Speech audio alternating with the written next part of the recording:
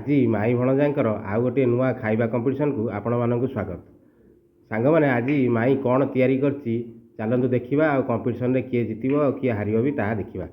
देखिया आगे माई कौन तैयारी करची आसतु देखा सांग मैंने। पूरी मटर तरकारी मटर आलू तरकारी आ पूरी पूरा 10 बट पूरी और मटर तरकारी पूरा रेडी ही अच्छी। मटर तरकारी पूरा सकाल सकाल पूरी तरकारी खाएर जो टेस्टा आउ केबे नथिबो।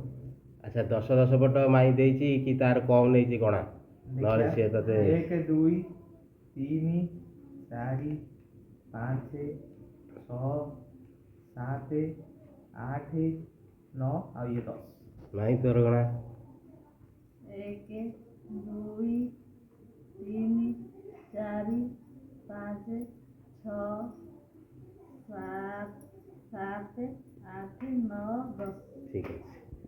ठीक अच्छे चिटिंग एथरे किछि हेइनी। चिटिंग काई काई करियो मझिरे देखिया पड़िबो हसा नहीं। ठीक अच्छे ताले खाइबा स्टार्ट करिबा। Ready 1 2 3 start.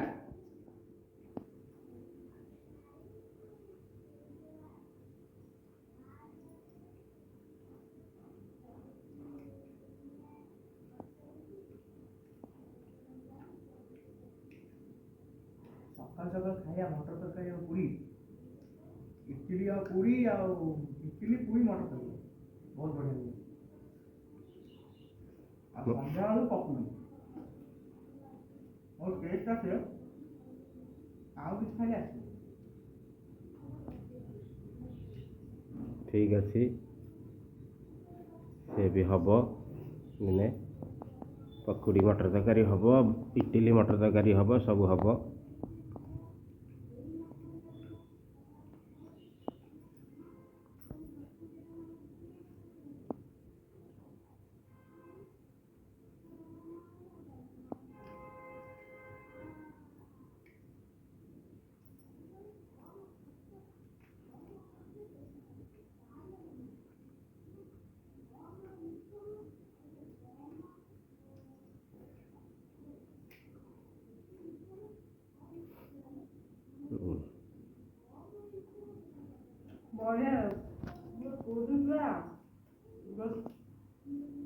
दर्शक मान देखेले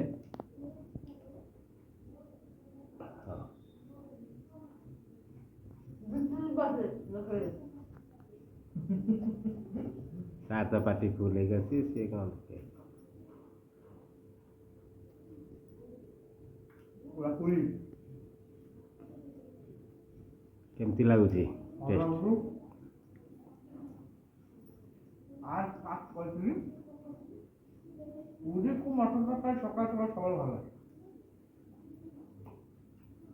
और रात के पकड़ी संध्या पकड़ी को मटर तरकारी खाइबो माने माने कहनी स्वर्ग प्राप्ति पूरा खाए आउ दरकार। ठीक अच्छे आज संध्या बेलू करवा।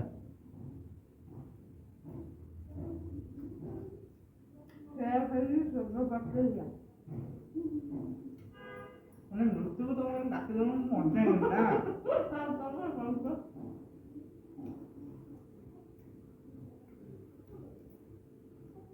अमिता गोलिया माईरे सरलाणी देखे शीघ्र खा।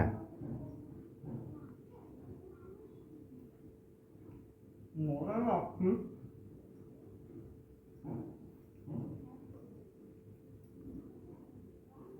आज वन साइड हो गला एटा हवा कथा नुह वन साइड हो गला माई जीतीगला भणजार अच्छी आहरी 2 खंड पूरी अच्छी हाथ मिलैदेला जीतिला जमी।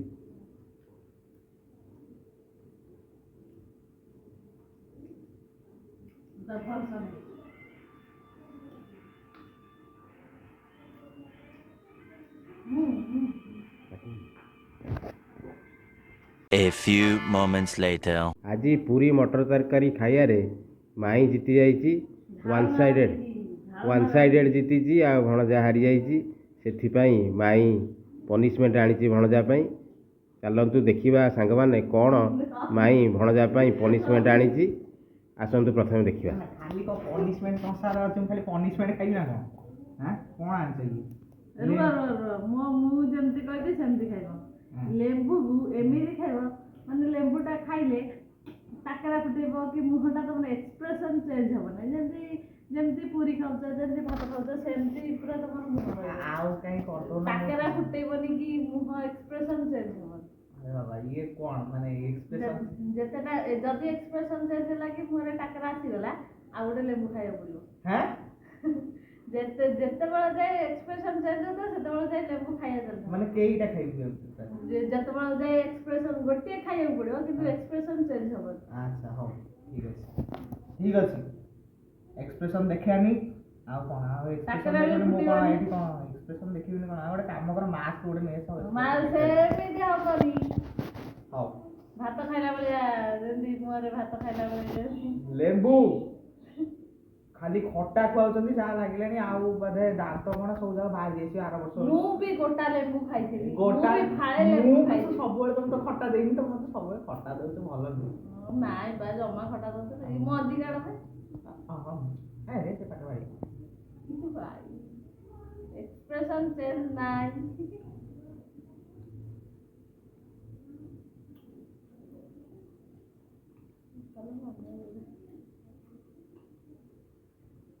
ଭାଇ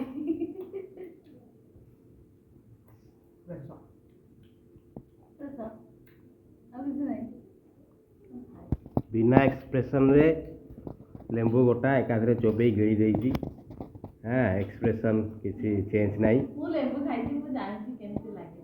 ବହୁତ ବଢ଼ିଆ No ପନିସମେଣ୍ଟ। change, win. ଏଥର ପନିସମେଣ୍ଟଟା କିଛି ନାହିଁ।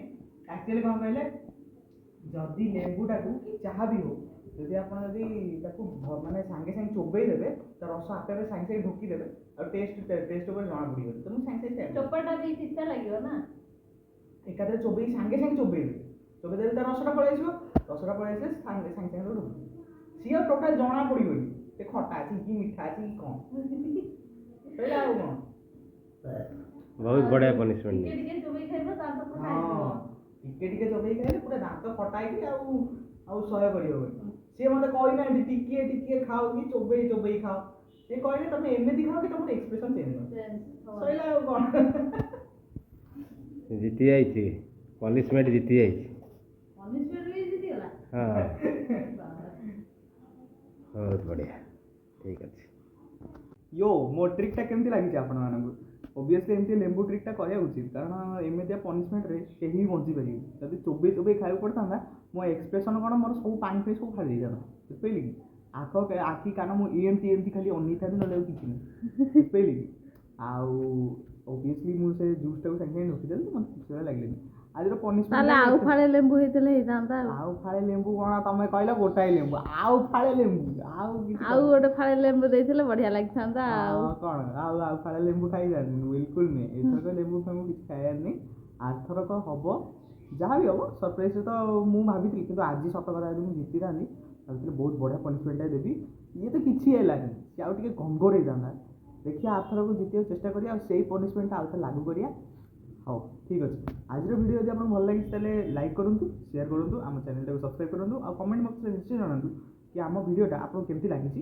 ଆଉ କିଛି ଏକ୍ସଟ୍ରା କିଛି ପନିସମେଣ୍ଟ ଯଦି ଆପଣଙ୍କ ମନରେ ଆସିଥିବ ତାହେଲେ ସେଇଟା ନିଶ୍ଚୟ କମେଣ୍ଟ ବକ୍ସରେ ଲେଖନ୍ତୁ, ତାକି ଆମେ ସେଗୁଟା ଆପ୍ଲାଏ କରିବୁ 2 ଜଣଙ୍କ ଉପରେ। ଯିଏ ଜିତିବ ସିଏ ତାକୁ ହାରିଲା ବେଳକୁ ଦେବ। ବୁଝିପାରିଲେ କି? ଧନ୍ୟବାଦ, ଜୟ ଜଗନ୍ନାଥ।